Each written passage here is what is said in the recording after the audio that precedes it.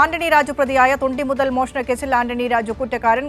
പ്രതികൾ കുറ്റക്കാരെന്ന കോടതി കണ്ടെത്തിയിരിക്കുന്നു. നെടുമങ്ങാട് മജിസ്ട്രേറ്റ് കോടതിയാണ് വിധി പറഞ്ഞിരിക്കുന്നത്. നിർബൻ ചക്രവർത്തി ചേരുന്നുണ്ട് വിശദാംശങ്ങളുമായി. നിർബൻ, ആന്റണി രാജു അടക്കം ആയിട്ടുള്ള പ്രതികൾ കുറ്റക്കാരാണ് എന്നാണ് ഇപ്പോൾ കോടതി വിധിച്ചിരിക്കുന്നത്. ശിക്ഷാവിധിയൊക്കെ എപ്പോഴായിരിക്കും? വിശദാംശങ്ങൾ പറയൂ.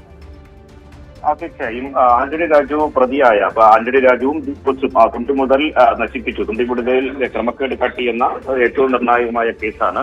ആ കേസിൽ ഇപ്പോൾ ആന്റണി രാജു പ്രതി ജോസും കുറ്റക്കാരനാണ് എന്ന് കോടതി കണ്ടെത്തിയിരിക്കുന്നു. നിലവിലുള്ള സെക്ഷൻ 120B, 201, 193, 409 എന്നീ വകുപ്പുകൾ പ്രകാരമാണ് കുറ്റം ചുമത്തിയിട്ടുള്ളത്.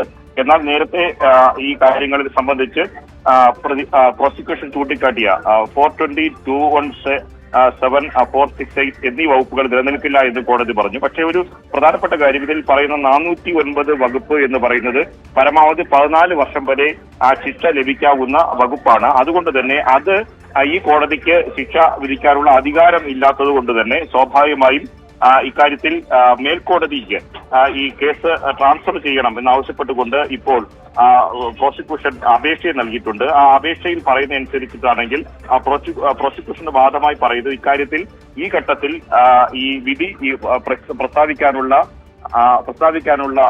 ഇത് ചുമതല ഈ കോടതിക്ക് ഇല്ല. അതിനുള്ള അധികാര പരിധി വരുന്ന കാര്യമല്ല.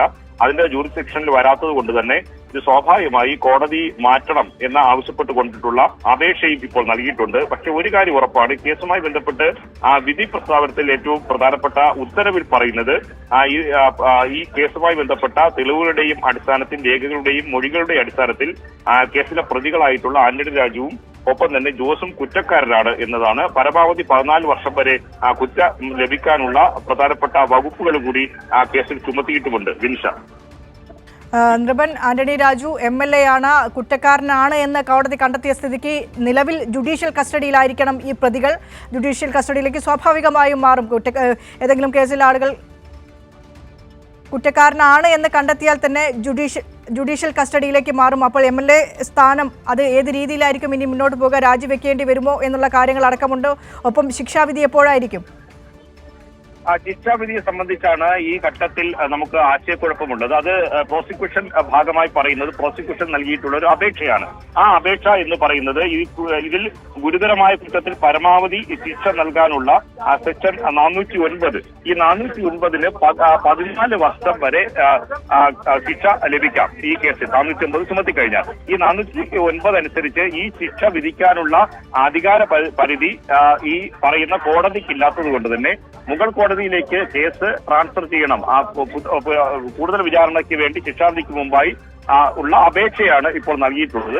ആ അപേക്ഷ പരിഗണിക്കുമ്പോൾ ശിക്ഷാവിധി ഉണ്ടാകില്ല എന്ന സൂചനകൾ വരുന്നുണ്ട്. ഇപ്പോൾ കസ്റ്റഡിയിലേക്കോ മറ്റു നടപടികളിലേക്കോ പോകുന്ന കാര്യം അല്പനിമിഷത്തിനകം തന്നെ അറിയാനും കഴിയും. മിനിഷ.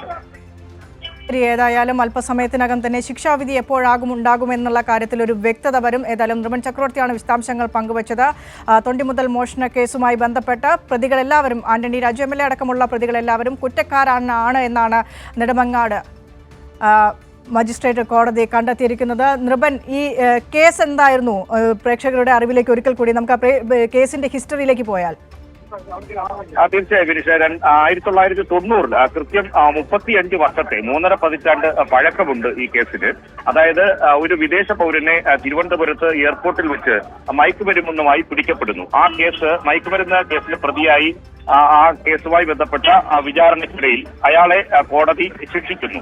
അതിനുശേഷം ആ പ്രതി അപ്പീൽ പോകുന്നു, ഹൈക്കോടതിയിലേക്ക് അപ്പീൽ പോകുന്നു. അപ്പീൽ പോകുമ്പോൾ തൊണ്ടിമുതലായി ഉപയോഗിച്ചിരുന്ന അയാൾ ഈ മയക്കുമരുന്ന് കടത്തുന്നതിന് വേണ്ടി ഉപയോഗിച്ചിരുന്ന അടിവസ്ത്രം ഈ പറയുന്ന അപ്പീലിലേക്ക് ഹൈക്കോടതിയിലേക്ക് പോയപ്പോൾ അവിടെ മറ്റ് അടിവസ്ത്രം ഇയാൾ ഈ പറയുന്ന പ്രതി ഉപയോഗിച്ച അടിവസ്ത്രമല്ല എന്ന തൊണ്ടിമുതൽ അവിടെ വരുന്നു. ആ തൊണ്ടിമുതൽ ഈ അയാളുടെ അളവിന് പാകത്തിന് പ്രതിക്ക് ചേരുന്ന പാകത്തിനുള്ള അടിവസ്ത്രമല്ല എന്നും ഇത് കേസ് കെട്ടിച്ചമച്ചതാണോ എന്ന വാദം കോടതിയിൽ ഉണ്ടാകുന്നു. അതിന്റെ അടിസ്ഥാനത്തിൽ ആ പ്രതിയെ വെറുതെ വിടുന്നു. അതിനുശേഷം വർഷങ്ങൾക്ക് ശേഷം ഈ പ്രതി തന്നെ മറ്റൊരു ഈ മയക്കുമരുന്ന് കേസിൽ പിടിയിലാകുന്നു. ആ പിടിയിലാകുന്ന ഘട്ടത്തിൽ സഹതടവുകാരനോട് താൻ ഇങ്ങനെ സമാനമായ ഒരു കേസിൽ നിന്ന് രക്ഷപ്പെട്ടിട്ടുണ്ടെന്നും അന്ന് തൊണ്ടി മുതൽ മാറ്റിയാണ് അടിവസ്ത്രം മാറ്റിയാണ് തനിക്ക് ഹൈക്കോടതിയിൽ നിന്ന് ഈ കേസിൽ നിന്ന് കുറ്റവിമുക്തനായത് എന്ന വിവരം പറയുന്നു.